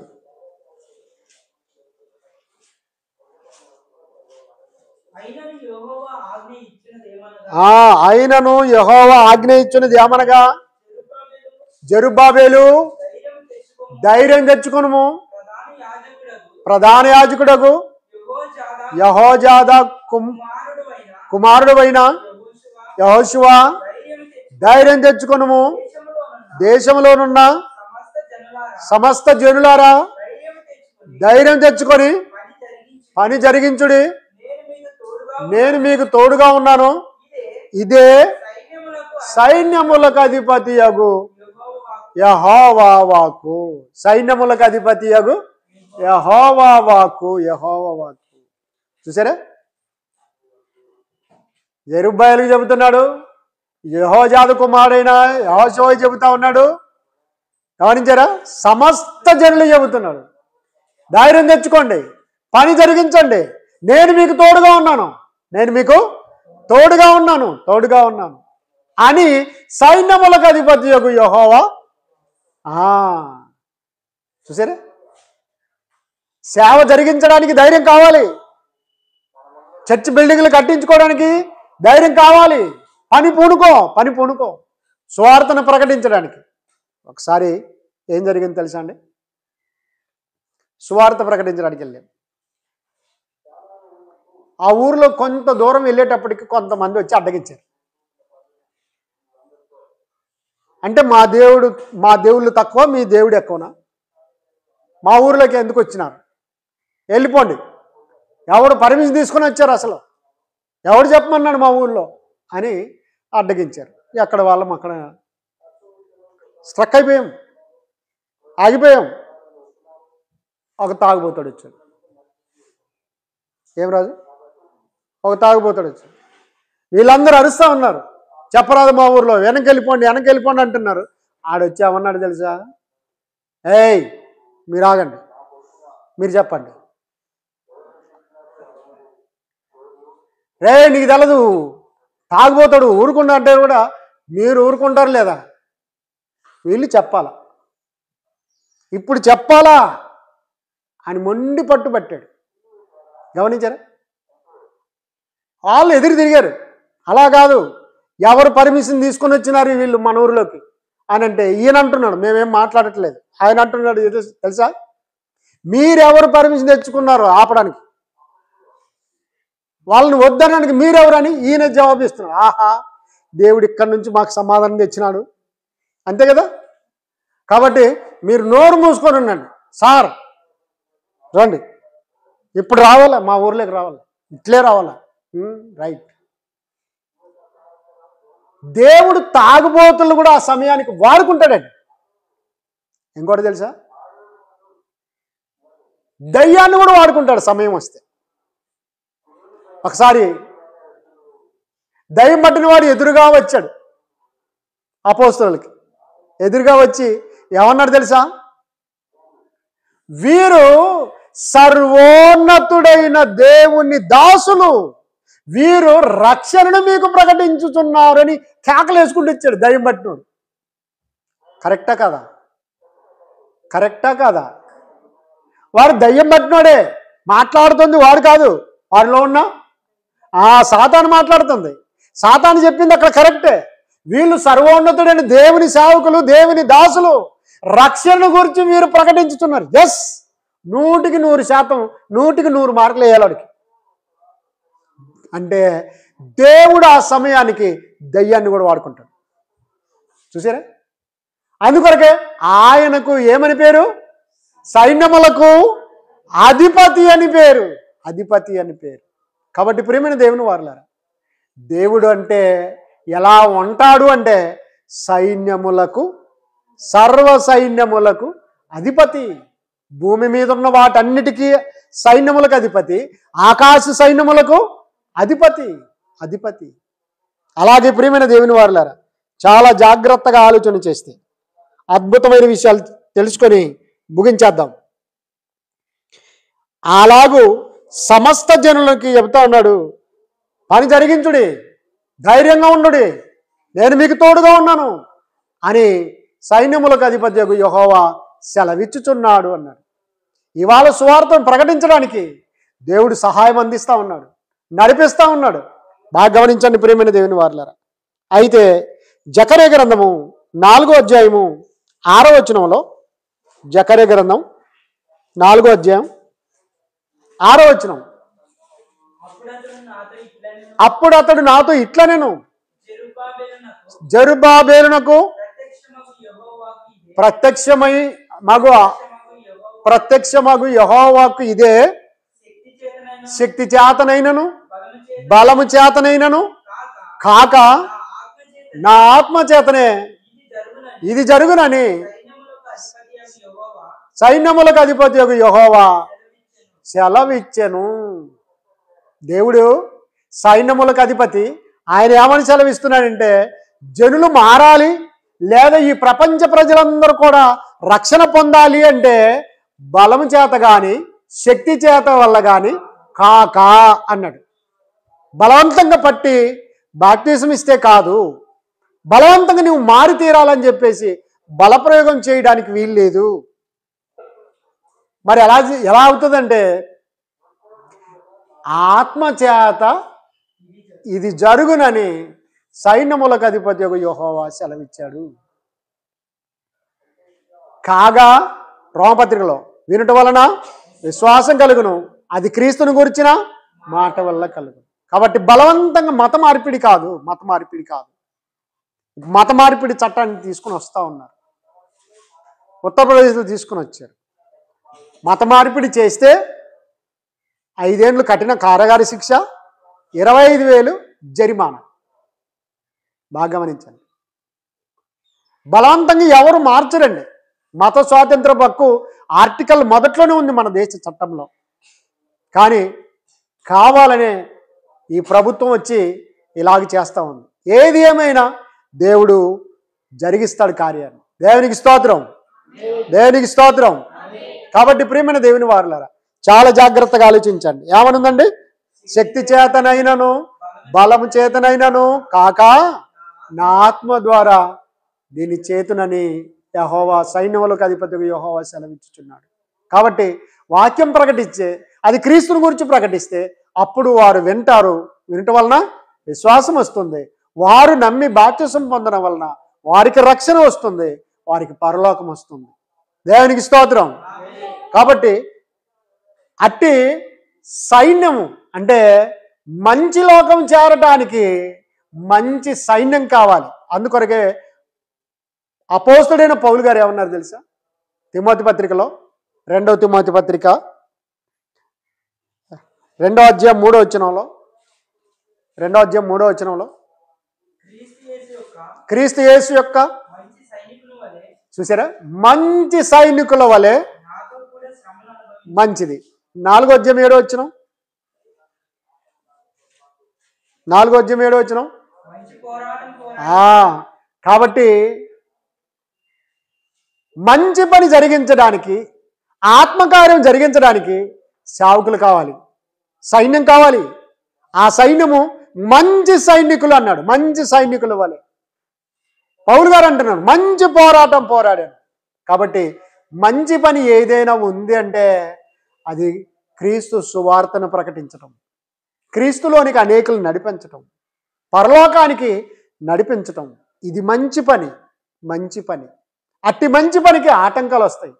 అట్టి మంచి పనికి ఇదిగో దేవుడు తన సైన్యాన్ని వాడుకుంటాడు. మనమే ఆయన సైన్యం. సువార్త ప్రకటించువారు ఆయన సైన్యమై ఉన్నాం. ఈ సైన్యానికి అధిపతి ఎవరు? సైన్యములకు అధిపతి యగు యెహోవా. దేవునికి స్తోత్రం, దేవునికి స్తోత్రం. మంచిది ప్రియమైన దేవుని వారలారా. ఇంకా ఈ ఆకాశ సైన్యాన్ని ఎవరు నడిపిస్తారో తెలుసా? యోబు గ్రంథం 38వ అధ్యాయం. యోబు గ్రంథం 38వ అధ్యాయం 3వ వచనం చూడండి. పౌరుషం తెచ్చుకొని నీ నడుం బిగించుకొని నేను నీకు ప్రశ్న వేయుదును, నీవు దానిని నాకు తెలియజెప్పము. నేను భూమికి పునాదులు వేసినప్పుడు. మంచిది. 32వ వచనం చదవండి. 38వ అధ్యాయం 32వ వచనం యోబు గ్రంథం.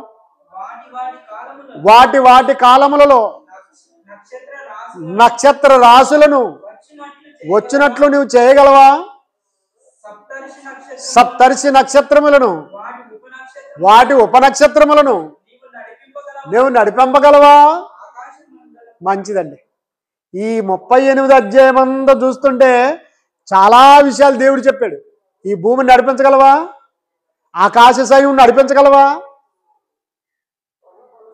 నక్షత్రములను వాటి ఉపనక్షత్రములను నువ్వు బంధింపగలవా? సప్తర్షి నక్షత్రములను నీవు నడిపింపగలవా? నడిపించేది ఎవరు? యుద్ధం జరుగుతూ ఉంటే సైన్యాన్ని నడిపించేది ఎవరు? సైన్యాధ్యక్షుడు, మిలిటరీ కమాండర్. ఏ విభాగానికి వారు ఉంటారు ఇలాగ నడిపిస్తారు. కానీ ప్రియమైన దేవుని వారులారా, ఆకాశ సైన్యములను, ఆకాశ నక్షత్రములను, భూమిని, ఆకాశమును, సూర్యుడిని, చంద్రుడిని, నక్షత్రమును, వాటి ఉపనక్షత్రమును నువ్వు నడిపింపగలవా? నీ వల్ల అవుద్దా? వాళ్ళని బంధింపగలవా వాటిని? కాబట్టి యోబు, నీకు ధైర్యం ఉంటే నడుము కట్టుకొని చక్కగా నిలబడు, నా ప్రశ్నలకు జవాబు చెప్పన్నాడు. అయిపోయింది. గప్ చిప్, నోరు తెరవలేదు యోబు గారు. చూసారా? కాబట్టి సైన్యములకు అధిపతి అయిన యెహోవా దేవుడు ఎలా ఉంటాడు అంటే సైన్యములకు అధిపతి.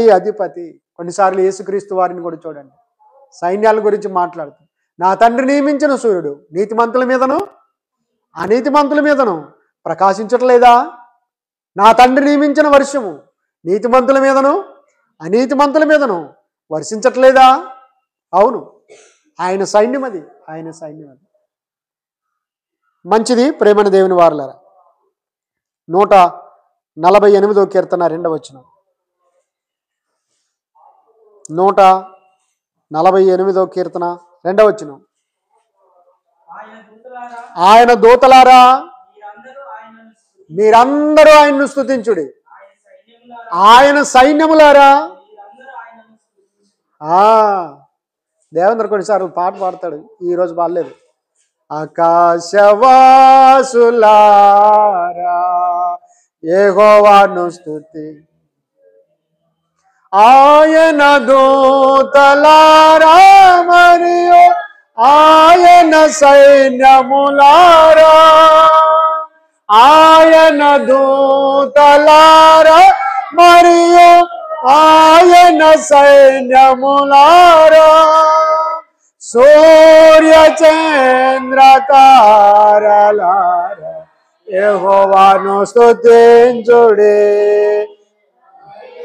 సూర్య చంద్ర తారలారా యెహోవాను స్తుతి. ఆకాశవాసులారా యెహోవాను స్తుతించుడి. దేవునికి స్తోత్రం. కాబట్టి ఆకాశ సైన్యం ఆయనకుంది, సైన్యం ఉంది. ఏదైనా చేయగలడు ఆయన, కాబట్టి జాగ్రత్త.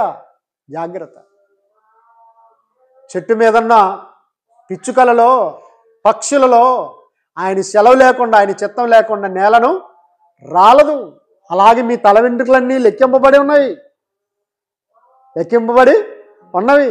ఆయన చిత్తం లేకుండా ఏది రాలిపోదు. చూసారా? చాలా జాగ్రత్తగా ఆలోచించారు. రైట్. ఆకాశ సైన్యములకు ఆయన అధిపతి, భూమి మీద ఉన్న వాటన్నిటికీ అధిపతి, భూమి ఆకాశములకు అధిపతి కదా. మరి ఈ దేశాలకున్న సైన్యానికి కూడా అధిపతేనా? దేశాలకున్న సైన్యాలకు అధిపతేనా? భారతదేశానికి, పాకిస్తాన్ దేశానికి, అమెరికా దేశానికి, ఇజ్రాయెల్ దేశానికి సైన్యములకు అధిపతేనా? బాగా ఆలోచించండి. 127వ కీర్తన మొదటి వచనం 127వ కీర్తన మొదటి వచనం ఏమనుంది? యెహోవా ఇల్లు కట్టించని ఎడల దాని కట్టువారి ప్రయాసం వ్యర్థమే. యెహోవా పట్టణమును కాపాడని ఎడల దాని కావలి కాయువారు. అంటే కావలి కాసేది ఎవరట? దేవుడు. దేవుడు ఎవరిని పెట్టాడు కావలా? యోబు దగ్గరకు పోవడానికి కాపలా ఎవరిని పెట్టాడు పోకుండా ఉండడానికి? యోబు దగ్గరికి సాతాను పోకుండా ఉండడానికి ఎవరిని కాపలా పెట్టాడు? ఆ దూతలని కంచె పెట్టావు కదయ్యా అనింది సాతాను. నా బిడ్డ అయినా నా భక్తుడైనా యోబుని చూచిదివా అంటే, యోబా లోకమంతా జయించుకుంటూ వచ్చాను, యోబు ఎక్కడ ఉన్నాడు అని ఒకసారి దీర్ఘదర్శిగా చూశాడు. ఓ ఉన్నాడు ఉన్నాడు ఉన్నాడు. ఊరకనే భక్తుడు ఆయన. అతని చుట్టూ నీ దూతలని కంచెని వేయలేదా? ఒక్కసారి ఆ కంచె తీసి లోపలికి పోతా, అప్పుడు నీ భక్తుడో కాదు చూస్తా అన్నాడు. కాబట్టి ఆ యోబు చుట్టూ, ఆయన ఆస్తి చుట్టూ, ఆయన కుటుంబం చుట్టూ, ఆయన పరివారి చుట్టూ కూడా ఆయన తన దూతలను కాపలా ఉంచాడు. గమనించారు? అందుకొరకే యెహోవా ఇల్లు కట్టించని ఎడల దాని కట్టువారి ప్రయాసము వ్యర్థమే. యెహోవా పట్టణమును కాపాడని ఎడల, దేశాన్ని కాపాడాలి, పట్టణాన్ని కాపాడాలి, ప్రపంచాన్ని కాపాడాలంటే తన దూతల్ని పెట్టేశాడు. ఆయన తన దూతలను పెట్టేశాడు. అందుకొరకే ఆయన సైన్యములకు అధిపతియగు యెహోవా, సైన్యములకు అధిపతియగు యెహోవా. ఒక్కసారి దావీదుని గురించి ఆలోచించండి. గొల్యాతు 6 మూరల ఎంత ఎత్తు? 6 మూరల జానెత్తు. వాడిని చంపాలంటే మరొక 6 మూరల జానెత్తున్నోడే కావాలి, అవునా? కానీ పొట్టివాడిని దేవుడు నిలబెట్టాడు. ఆ పొట్టివాడిని దావీదు ఏమన్నాడు తెలుసా? యుద్ధము యెహోవాదే, యుద్ధము యెహోవాదే, రాజులు మనకే, శూరులు మనకే, రాజులు మనకే వారు లేరు, శూరులు మనకే, సైన్యములకు అధిపతి అయినా యెహోవా మనండా, సైన్యములకు అధిపతి అయినా యెహోవా మనండా, యుద్ధము యెహోవాదే, యుద్ధము యెహోవాదే. దేవునికి స్తోత్రం. కాబట్టి ప్రియమైన దేవుని వారలారా, ఆకాశ సైన్య సమూహాలకు దేవుడే అధిపతి. అలాగే ఆకాశానికి భూమికి ఆయనే అధిపతి. ఎక్కడ భూకంపం కలగాలన్నా, ఎక్కడ అగ్నిపర్వతం కలగాలన్నా, ఎక్కడ వరదలు రావాలన్నా, ఎక్కడ సునామీలు రావాలన్నా ఆయన మాట వింటాయి. వాటన్నిటికి అధిపతి ఎవరు? సైన్యములకు అధిపతి యెహోవా. గమనించారా? ఆయన కాకులకు ఆజ్ఞాపించాడు అంటే పక్షులన్నిటికీ అధిపతి. ఏలియాకు ఆహారం తేవాలంటే ఆహారం తెచ్చాయి, మాంసం తేవాలంటే మాంసం తెచ్చాయి, రొట్టెని తెమ్మంటే రొట్టెని తెచ్చాయి. భూచరములో ఉన్నటువంటి చేపలు, మత్స్యములు, జలరాశులు అన్నింటికి ఆయన సైన్యములకు అధిపతి. ఇదిగో వెంటనే యోనా గారిని మింగాలి, 3వ రోజు బయటకు వేయాలి, అలాగే చేసేయి. చూసారా?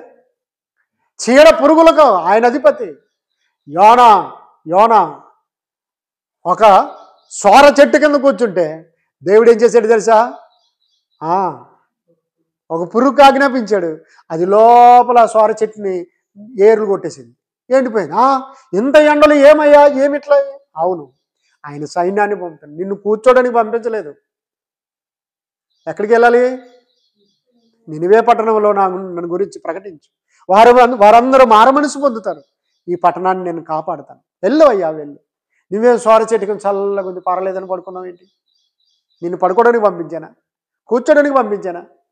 వెళ్ళు.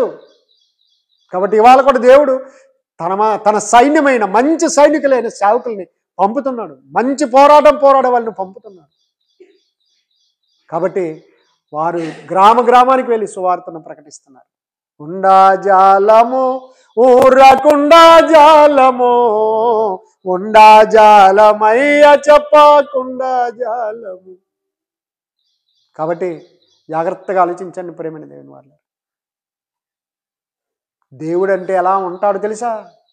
సైన్యములకు అధిపతి. భూమి ఆయన మాట ఉంటది, ఆకాశం ఆయన మాట ఉంటది, సూర్యచంద్ర నక్షత్రములు ఆయన సైన్యము, ఆయన ఆ సైన్యానికి అధిపతి. గాలి నీరు, ఎండాకాలం వానకాలం చలికాలం ఆయన సైన్యము. ఆయన మాట ఉంటాయి. ఆయన సైన్యములకు అధిపతి అయిన దేవుడు. అలాగే భూమి మీద ఆకాశ పక్షులను చూసుకోండి, సముద్రంలో ఉన్న జీవరాశిని తీసుకోండి, ఆయన సైన్యము. చెట్టు గుట్ట రాయి రప్ప అన్నీ కూడా ఆయన సైన్యం. మీరు వండర్ అవుతారు. ఇప్పటికి కూడా ఉంది అక్కడ. ఒక 9 ఏళ్ల కిందట ఏం జరిగింది తెలుసా? దేవదుర్గం ఎమ్మెల్యే రైల్లో వస్తున్నారు. ఆయనతో పాటు ఆయన సిబ్బంది కూడా ఉన్నారు. ఢిల్లీకి వెళ్ళి అలాగ వస్తూ ఉన్నాడు. అనంతపురం జిల్లా పెనుగొండ ఉందా? పెనుగొండ ఉంది. పెనుగొండ దగ్గర ప్రమాదం జరిగింది. ఆ ఎమ్మెల్యే 6 చచ్చిపోయారు. ఎంత విచిత్రం అంటే, నేను ఆ రూట్లో వెళ్తున్నాను, లారీ ఒక పెద్ద గ్రానైట్ రాయిని వేసుకొని వస్తుంది.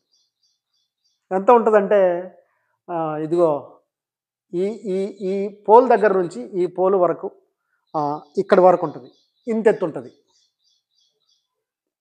దాన్ని ఏమంటారు? రంపం మిషన్ దగ్గర తీసుకెళ్తారు కదా, గ్రానైట్, దాన్ని ఏమంటారండి? కింద వేసుకునే బండలకు వస్తారు, బండల కోసం కోయడానికి తీసుకెళ్తున్నారు. పెద్ద లారీ కటింగ్ మిషన్ దగ్గర తీసుకెళ్తుంది. ఆ సమయంలో బ్రిడ్జి పైన రైలు వెళ్తుంది, ఇది వస్తుంది. ఏది? రాయి తీసుకొని వస్తున్న లారీ వస్తుంది. ఆ బ్రిడ్జి కింద నుంచి ఇది వెళ్ళాలి, లారీ వెళ్ళాలి. బ్రిడ్జికి పైన ట్రైన్ వెళ్తుంది. ఎంత విచిత్రమో కానీ ఆ లారీ డ్రైవరు ఆ గ్రానైట్ పెద్ద బండను తీసుకొని వెళ్తున్నప్పుడు సడన్గా బ్రేక్ వేసాడు. ఎందుకు వేసాడు కూడా తెలియదు. వెళ్ళటానికి ఆ బండ్లు ఏమి అడ్డం లేవు, వెళ్ళిపోవచ్చు, ఆ బ్రిడ్జి కింద నుంచి వెళ్ళిపోవచ్చు. కానీ బ్రేక్ వేసాడు. అది వెళ్ళి రైల్వే దారికి కొట్టుకుంది. ఈ రాయి లేచిపోయి కరెక్ట్ 6 బాక్సులు కొట్టుకుంది. చూసారా? 6 బాక్సు అవతల కొండ మీదకి వెళ్ళి పడింది. అది మోటార్, అదేది దాన్ని ఏమంటారు, ఇంజన్తో పాటు ఉన్న 5 బోగీలు అట్లనే పోయినాయి. ఈ బోగీలు తెగిపోయాయి. ఈ ఒక్క బోగి మాత్రమే కరెక్ట్గా ఎమ్మెల్యే ఉన్న దగ్గరికి పడింది. ఎవడో గురి చూసి కొట్టాడన్నట్టుంది. కొట్టడానికి అది చిన్న రాయి కాదు. వాడు వేసినా కూడా కాదు, లారీ వచ్చేసినా కూడా కాదు. ఏదైనా దాన్ని ఏమంటారు, పొక్కులైనా క్రేన్ వచ్చి తీసి వేయాలంటే కూడా దానికి టైం పడుతుంది. దానికి కావలసిన గొలుసులు కట్టాలి, దాన్ని చూడాలా, అప్పుడు తీసి పెట్టాలా. కానీ కరెక్ట్ దేవుడు గురిపెడితే ఎట్లా గురిపెట్టాడంటే, ఎమ్మెల్యే బాక్స్ ఉన్న దగ్గరనే 6వ బాక్స్ వచ్చినప్పుడే కరెక్ట్ అది రావటము, బ్రేక్ కొట్టడము, అలాగ రాయే పైకి లేచిపోవడం. అంటే ఏంటది? అదేమన్నా గమనించారా? అవి చిత్రంగా చూశాను నేను. బోగి అక్కడ పడింది, చూసారా? మరి దాంట్లో ఎవరు చచ్చిపోలేదు. ఆయన దగ్గర ఉన్న 6 మందే చచ్చిపోయారు. మిగతా వాళ్ళు చిన్న చిన్న గాయాలతో బయటపడ్డారు. కాబట్టి ప్రియమైన దేవుని వారలారా, ఆకాశ సైన్య సమూహం ఉంది ఆయనకు. ఆ దూత వచ్చి అలా అంటే చాలు, అదే పోతాయి రాయి. ఇంత రాయి కాదు, ఎంత పెద్ద రాయి అయినా ఆయన ఇట్లంటే చాలు. కాబట్టి భూమి మీద సైన్య సమూహం ఉంది. చీడపీడ పురుగులు ఆయన సైన్యమే, గాలి నీరు ఆకాశం ఆయన సైన్యమే. అందుకొరకే దేవునికి భయపడని వారికి చివరి గడియ ఇదే, మేలు కొలుపు ఇదే, ఈ ప్రకృతే దేవుని ఆయుధం, ఈ పాపమే దీనికి కారణం. మరుమని